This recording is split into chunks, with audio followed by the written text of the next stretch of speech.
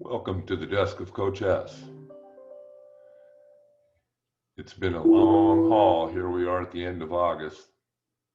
All of us have either seen the land of opportunity or the land of super challenges in all kinds of ways as we've gone through the pandemic and adjusted our businesses, other pivoting or however else you want to call it, to make a change.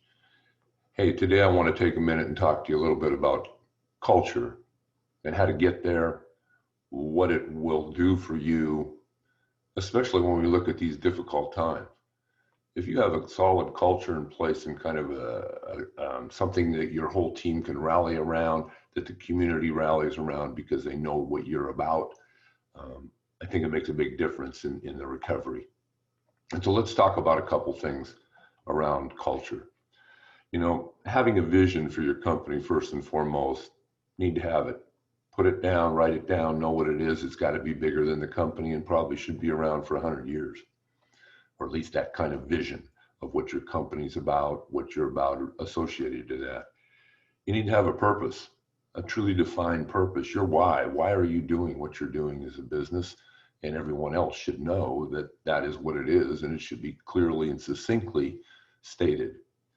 And then when you put those together and you say, okay, this is what the mission is for us to accomplish those things, you should have a solid mission statement that is clear, again, has clear distinctions of what your company differentiates itself from the rest of the competition. But last but not least, within these three, those three things, and adding the fourth one being culture, having some points of culture in place for your company. These are the things that you truly value. Your customer values, your team values, and of course, what does it take to make your company successful? All of those areas, we like to take 3 points from those 3 areas and put them together into making a cultural statement. Well, what does that do for you if you really think about what a culture is and how do you create that so that it's more powerful than probably anything else? Let's take an example real quick from one of the clients that I work with, a postal center that is just a strip mall postal center, but they built a culture around, believe it or not, their dog called Levi. Levi was hired in the company, made a big deal about that in terms of advertising and supporting the marketing. And Levi's there to greet you when you come to the store, and people have learned that.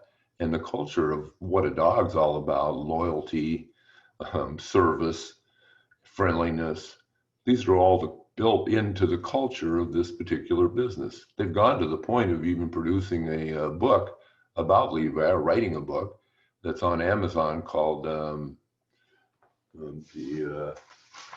me just pull it up for you here. The story of Levi the Blue Heeler, which further cements their culture and the clarity of the culture of this business, which has grown absolutely phenomenally over the last, I'm going to say 18 months.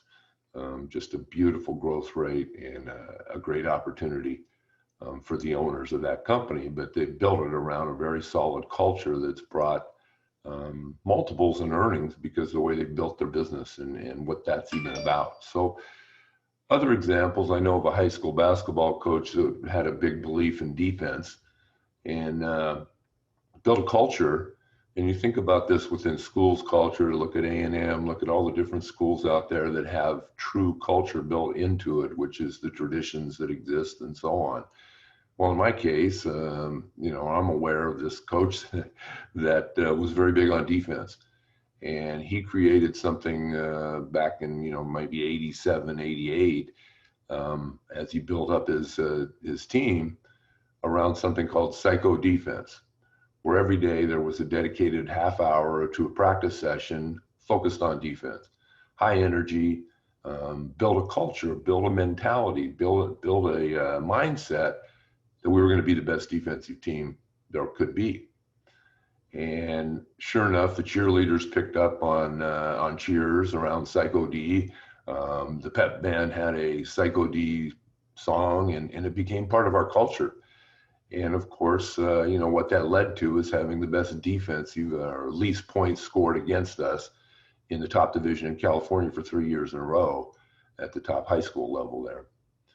So there's an example of taking culture right to the right to the game time, you know, and I think if that kind of culture permeates around your sales, your business, and you've got a solid, distinguished business, you're giving more than what's expected, your customers are appreciated. These things are all important in building a culture. Love to work with you, figure out how to define your culture. I have a variety of programs to fit your budget, to help you build your business in these challenging times. Contact me when you get a chance. You know, the sooner the better, because times are rolling. Is at Greg Hess, GREGHESS at actioncoach.com.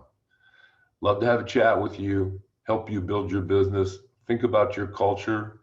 Even if that's all we get time to do on the phone, let's do that. I think I can help guide you into some powerful thinking of growing your business, not only for the short term, but certainly for the long term. Over and out from the desk of Coach Hess. This was all about culture today. Keep tuned, more coming from the desk of Coach Hess.